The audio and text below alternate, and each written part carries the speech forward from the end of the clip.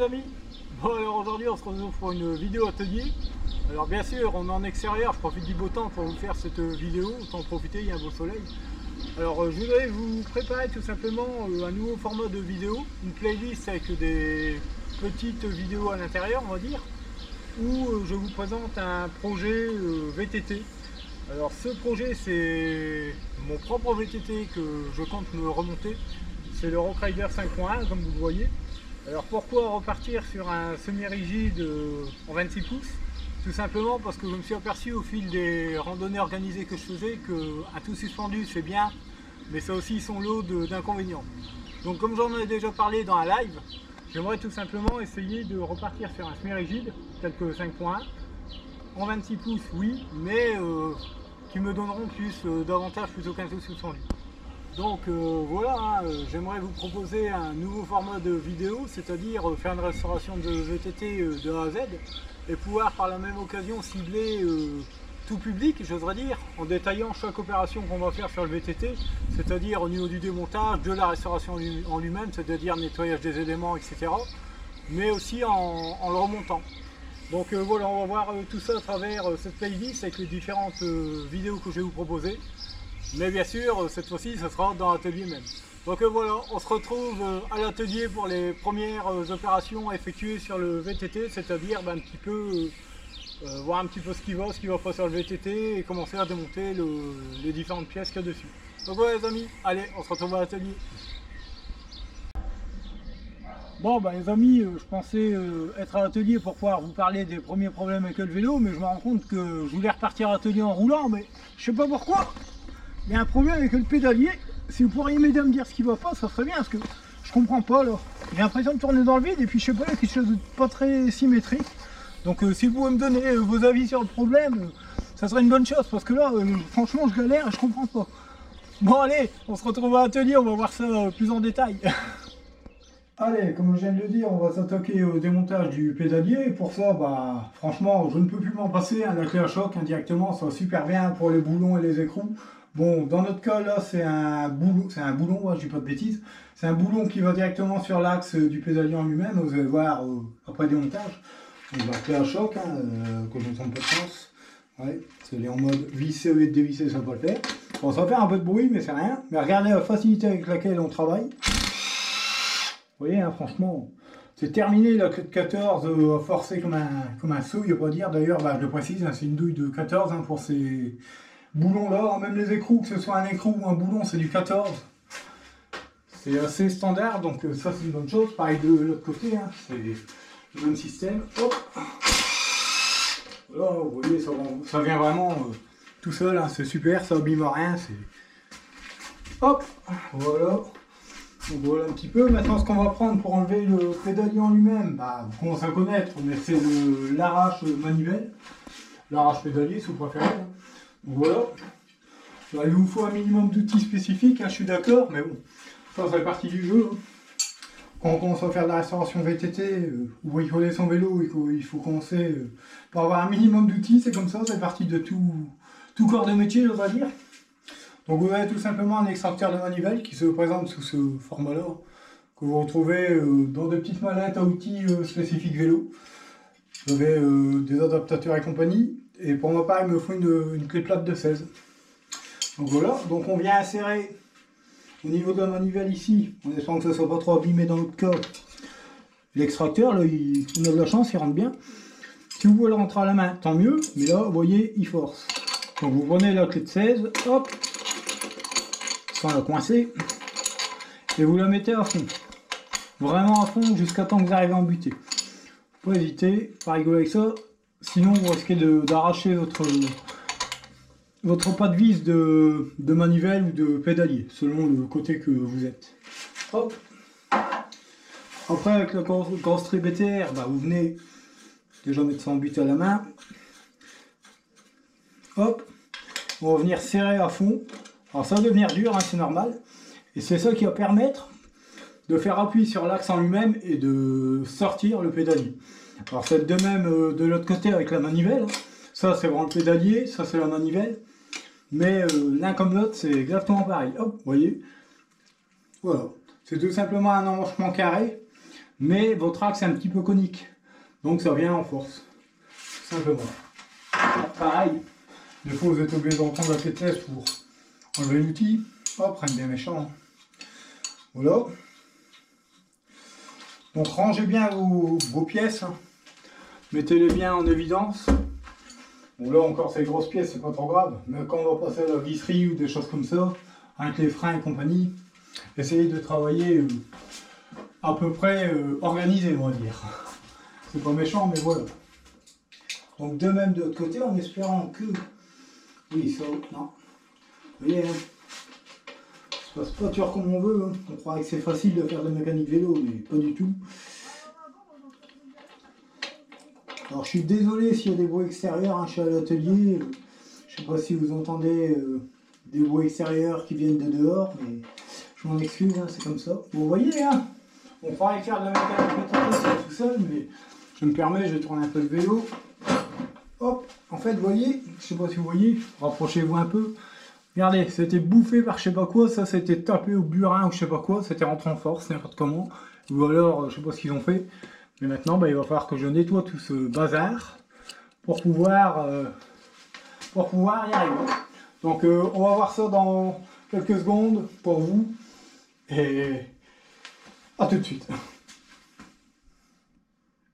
Bon, bah voilà les amis, bon bah vu l'état de la manivelle, il va falloir évoluer un petit peu, hein, donc j'ai pris le Dremel, mes lunettes de sécurité, ce qui est normal. Bon je mets pas mes gants, hein, faut pas abuser non plus, mais déjà que je vais avoir l'air stupide avec mes lunettes, on va dire, je ressemble à une mouche. Donc voilà un peu.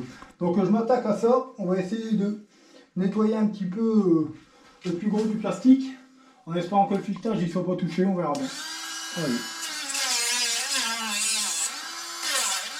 De toute façon, en manivelle, on sait, elle est morte, il va falloir changer le pédalier complet. Alors pourquoi je fais ça? Bah, pour pouvoir me permettre d'engager mon outil, parce que... Ouais, bon, bien sûr, c'est pas une vraie Dremel, hein, c'est une sous-marque, mais pour ce que j'en fais, il y en a bien assez. Voilà, ça serait déjà beaucoup mieux. Hop, faut pas hésiter à tourner sa manivelle pour bien voir ce qu'on fait.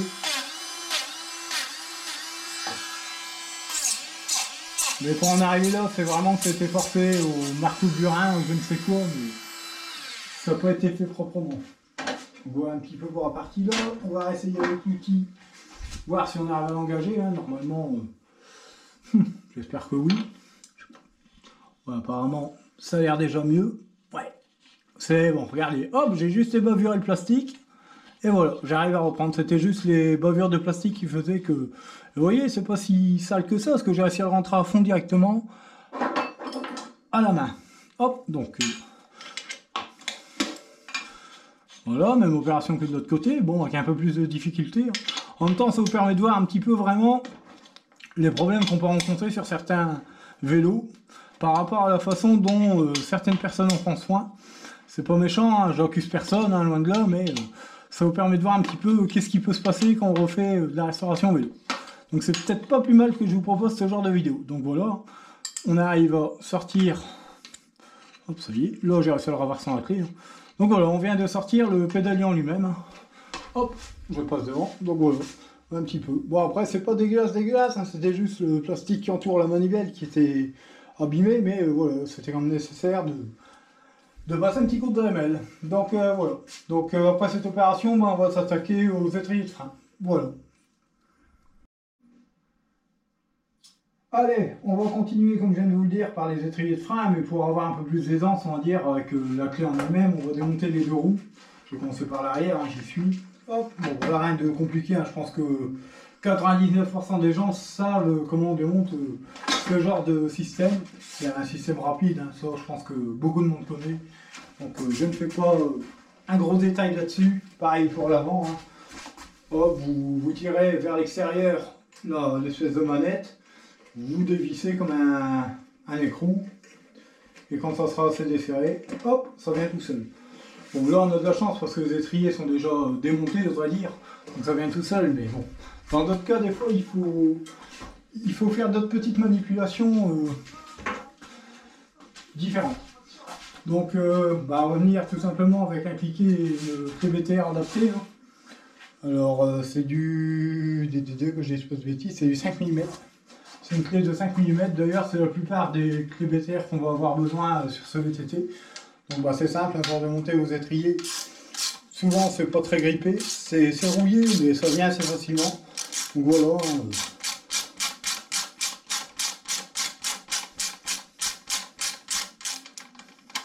Vous voyez, hein, quand je vous dis c'est rouillé, c'est rouillé. Hop, donc tout ça, vous voyez, on va pouvoir récupérer, soit avec la brosse métallique avec le touret, soit avec la sableuse, soit avec même le petit Dremel. Ce genre de vis, moi je les jette pas. Hein. Je les restaure, je les repolis. Franchement, ça revient nickel, il n'y a pas à dire. Donc toujours pareil, hein, bien mettre en ordre vos éléments. Hop.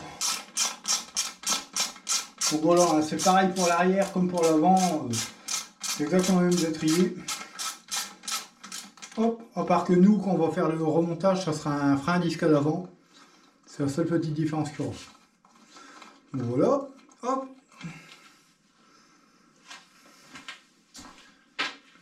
Alors pour enlever les étriers, il n'y a rien de plus simple. Par contre, la seule petite chose que je peux vous dire, enfin que je peux vous conseiller surtout, c'est prenez bien la base. C'est-à-dire prenez bien en bas, prenez-le pas ici en haut, parce que si vous tirez en haut, vous risquez de déboîter le ressort qui est en dessous, et là ça va être un peu plus compliqué pour vous. Donc vous bougez un petit peu de droite à gauche, et vous voyez, ça vient tout seul. Voilà, c'est un bloc complet. Hein. Normalement, ça n'a pas de raison de partir, mais dans certains cas, ça arrive. De même, de l'autre côté. Hein. Voilà, bon là, on voit que c'est quand même un peu oxydé, hein, ça manque de graisse.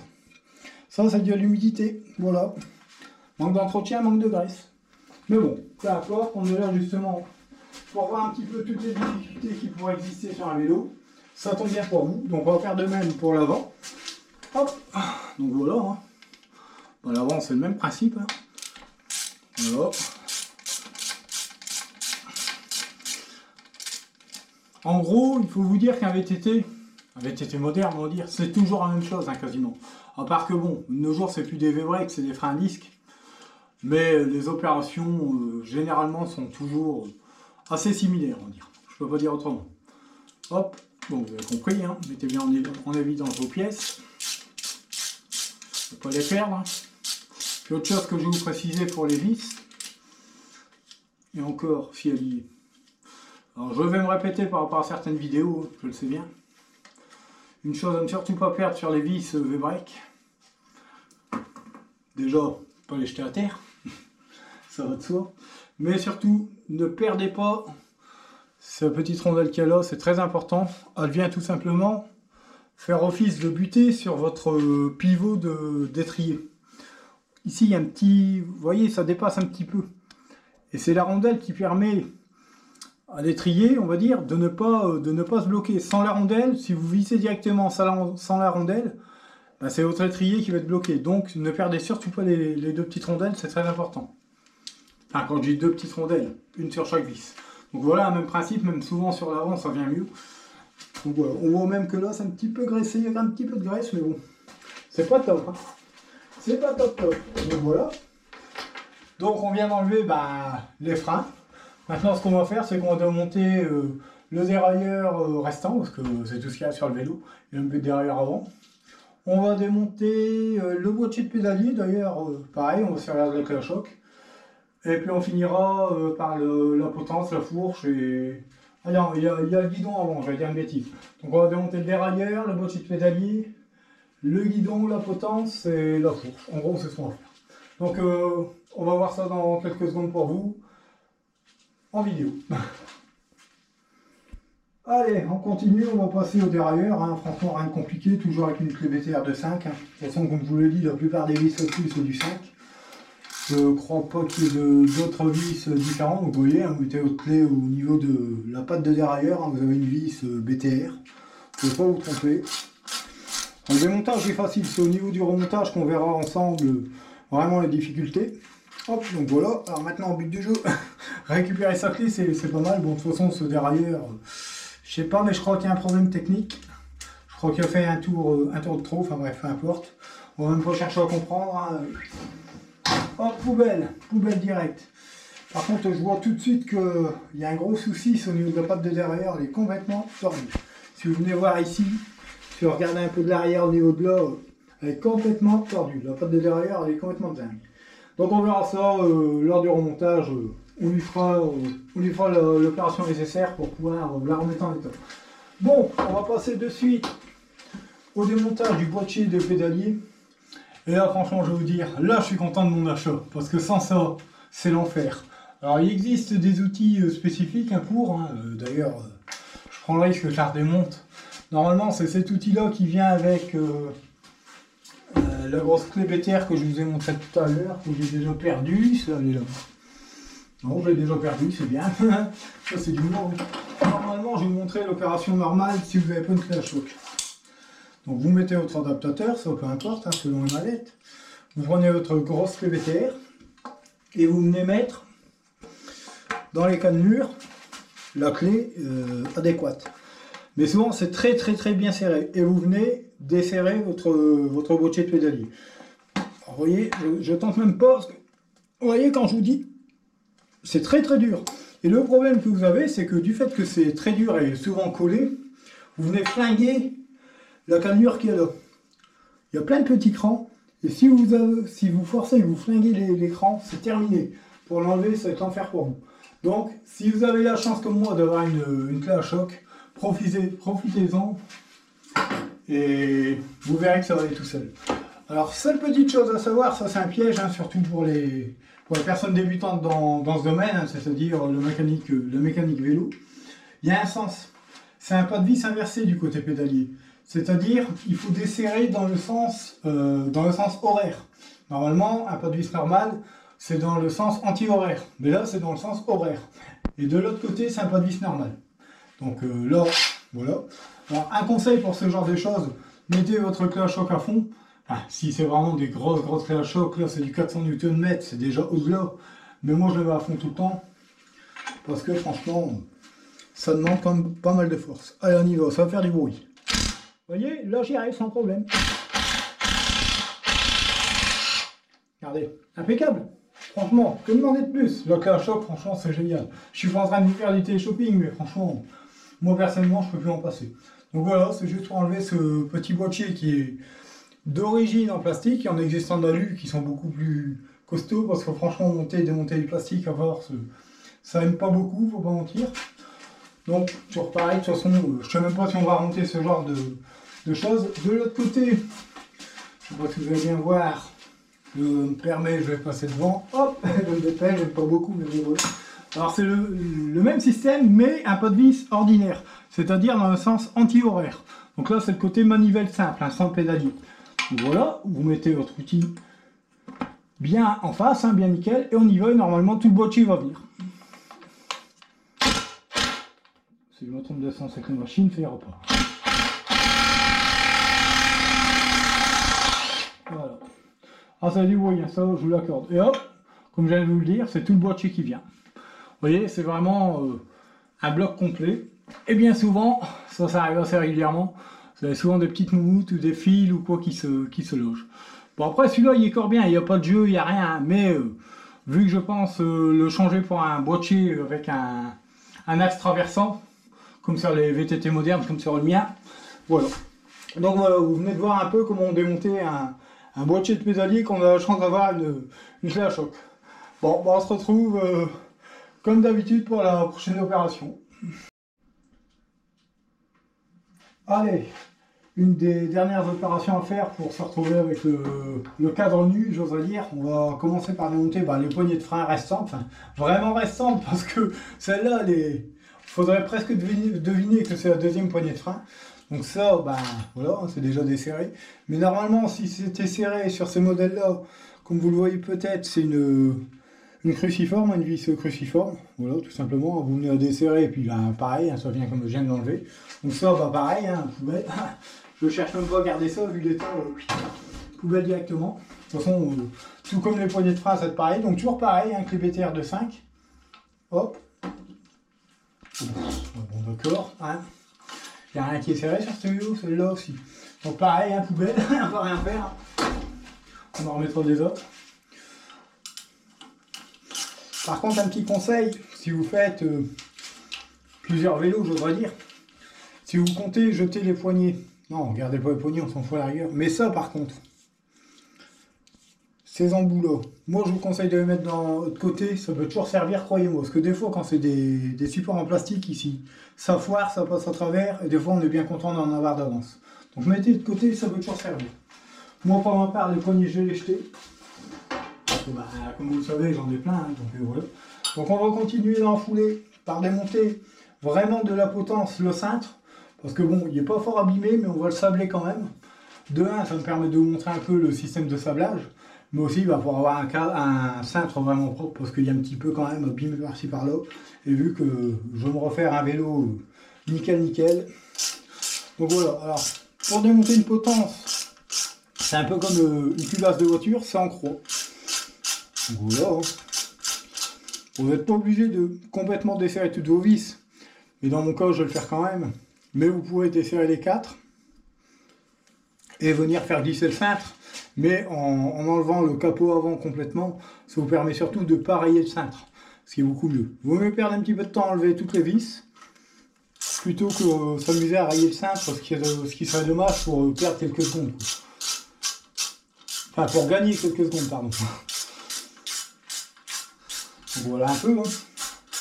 Je le sais, hein, c'est chiant en vidéo, hein, vous me voyez jouer du cliquet comme ça sans cesse, mais au moins vous voyez un petit peu réellement les choses. Je me répète, je sais que je l'ai dit sur une autre opération, mais j'insiste bien, parce que bien souvent les gens, ouais, démonter un vélo c'est facile, ouais, venez à l'atelier, venez voir un peu si c'est si facile que ça. Croyez-moi, Christelle qui est derrière la caméra aujourd'hui, je peux vous dire que c'est loin d'être facile. Bon, arrivé là, dans notre cas on peut le sortir, il n'y a pas de problème. Voilà, toujours pareil, vous mettez bien vos vis en évidence, en principe dans l'ordre, avec chaque morceau bien à sa place par rapport aux éléments démontés, mais bon, pour ma part je connais bien, donc il n'y a pas de souci. Vous pouvez très bien reprendre vos 4 vis de potence, les remettre sur la potence en elle-même pour ne pas les perdre, hein, ça il n'y a pas de souci. Vous pouvez faire ce que je viens de vous dire, hein, c'est-à-dire remettre les 4 vis, il n'y a pas de problème, mais moi bon. Dans mon cas ça va être sablé, donc je ne m'embête pas. Alors là on va passer au démontage de la potence en elle-même. Alors vous avez vu que j'ai mis mon extenseur autrement, c'est tout simplement au cas où la fourche viendra tomber si jamais je démonte ma potence. Deux fois ça va se coller, deux fois ça tombe. Donc par sécurité, mettez une ficelle, une corde, un extenseur, ce que vous voulez, au niveau de votre fourche et de votre cadre, pour pas que la fourche, quand vous démontez la potence, elle tombe. Franchement, alors première chose à faire quand on démonte une potence, c'est déposer le capot du dessus. Bien sûr, avec la clé BTR adaptée, on a de la chance, c'est encore du 5. Hop, on va gagner du temps, parce que souvent c'est le truc qui va bien enlever. Hop, voilà, vous voyez, hein, c'est une simple vis, avec un petit capot, voilà, un peu conique. Et à l'intérieur, si vous venez voir au-dessus, à l'intérieur, oui, doucement, doucement, doucement, là vous avez une espèce d'étoile à l'intérieur. Je sais pas si vous la voyez, ouais. Si, vous voyez où il y a de la rouille, c'est une étoile. Et c'est l'étoile qui permet justement à votre fourche d'être comprimée, de tenir. C'est une étoile de compression en gros. Donc, voilà.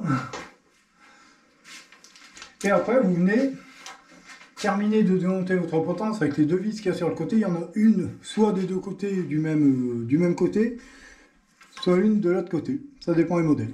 Là, bah, c'est une de chaque côté. Donc voilà, là, vous ne l'enlevez pas complète, hein, vous faites que desserrer.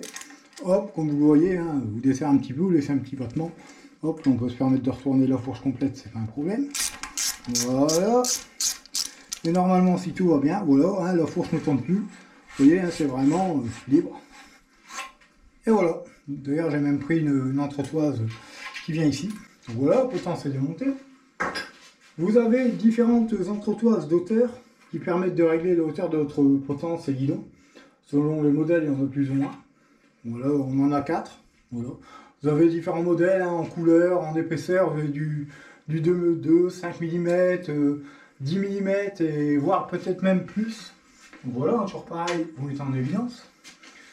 Hop, si je perds un embout de cliquer, ça ne va pas le faire. Alors maintenant, ce qu'on va faire, c'est que délicatement, en maintenant votre fourche à la place de votre extenseur ou autre, hop, on va l'enlever. Voilà. En espérant que ça se passe à peu près bien, on va dire, parce que des fois on a des surprises. Et on va venir, soit avec votre paume de main, doucement, hein, ça peut faire mal. On va essayer de là. Voilà, bien sûr, là, bah, vous voyez, j'ai mis un extenseur, mais elle ne veut pas venir.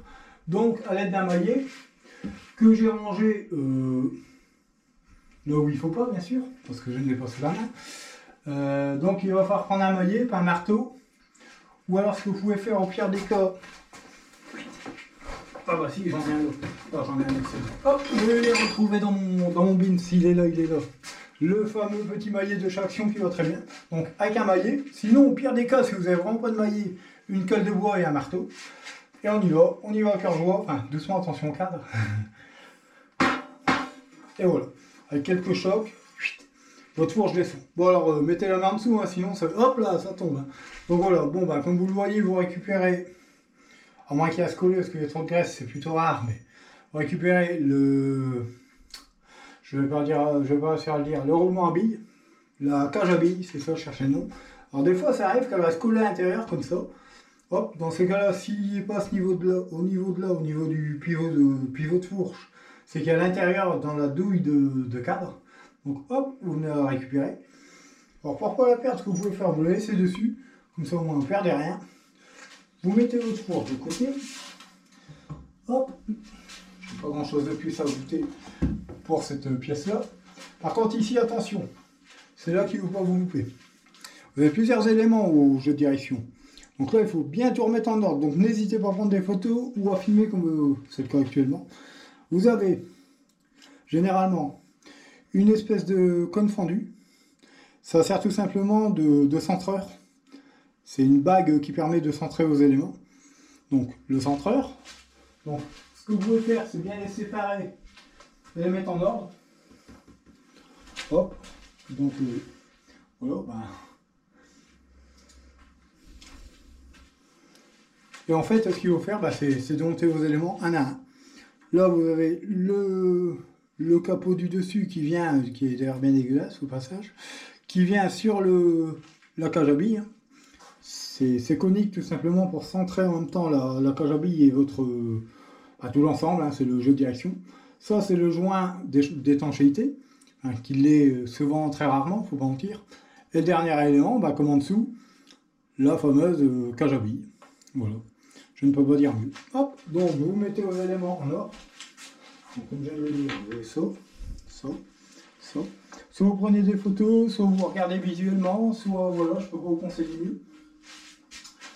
Et on va profiter, on va vraiment tout démonter pour tout vous montrer.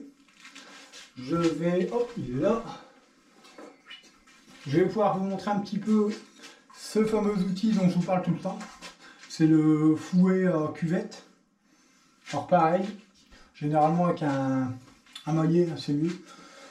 Alors ne faites pas comme j'ai fait la première fois, hein. Ne le mettez pas à l'envers, essayez pas de le mettre comme ça, forcez comme un idiot, ça marche pas, il y a un sens. Il faut le mettre du plus petit côté vers le plus grand. Donc vous le mettez pour la cuvette du dessous, vous le mettez de dessous vers le haut, hop, vous le récupérez, ça va faire un clac. En fait la partie là, elle va venir se rétracter à l'intérieur et au moment où elle va dépasser la cuvette à l'intérieur, elle va venir reprendre le bord, on va dire, de la cuvette. En gros, je vous montrerai une fois démontée.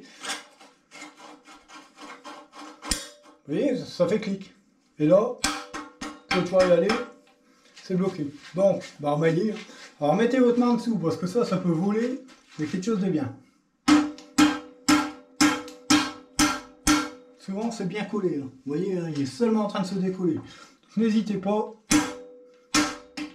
C'est violent, mais... Vous voyez, des fois, je vous dis, il est bien collé, celui-là. Pourtant... il va bien. Oui, allez, bon, il va tomber par terre, hein, ne vous inquiétez pas.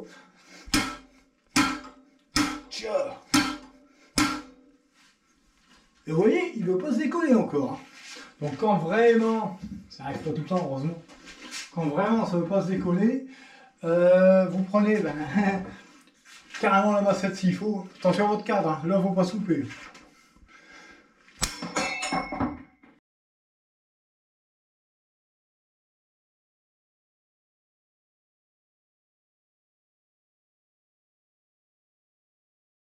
Et là, pas de cadeau. Et là, pas de cadeau. Avec le poids de la massette, il y en a assez. Donc voilà, vous allez vous retrouver. Donc, je vais pouvoir vous montrer. Donc la cuvette, elle est comme ça. Comment je peux faire pour... Ouais, comme ça.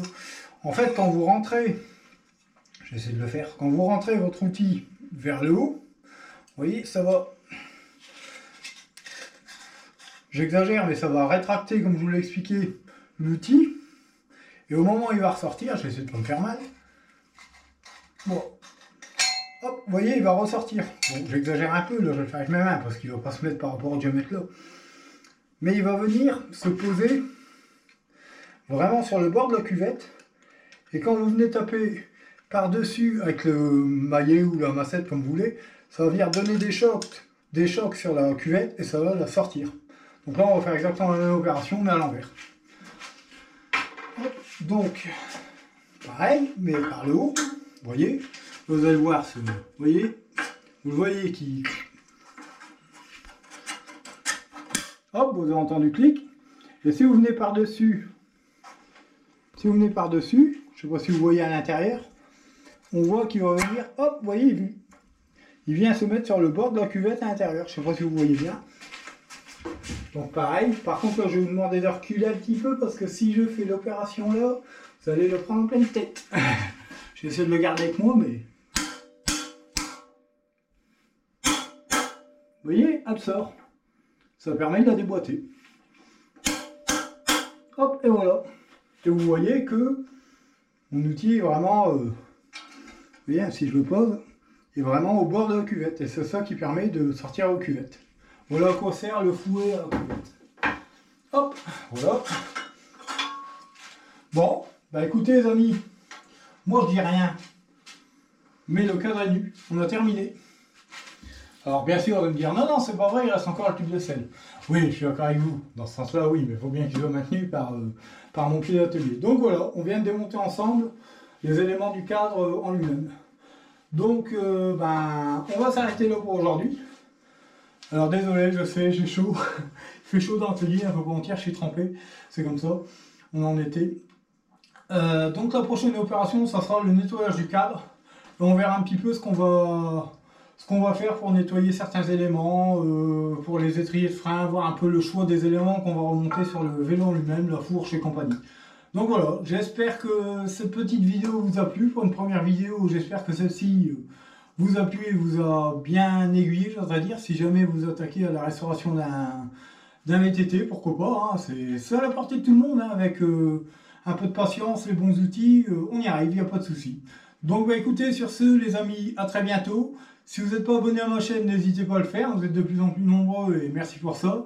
N'hésitez pas à liker, à commenter. Par contre ça, les commentaires, j'aimerais en avoir un petit peu plus. N'hésitez pas à commenter, hein, surtout si vous avez des questions ou autres. Hein. N'hésitez pas, je suis là pour. Moi, je demande que ça, répondre aux questions. Même si des fois c'est négatif, au contraire, ça peut être constructif. Donc n'hésitez pas. Sur ce, je vous dis à très bientôt. Et puis merci pour la vidéo d'avoir visionné. Allez, salut, merci.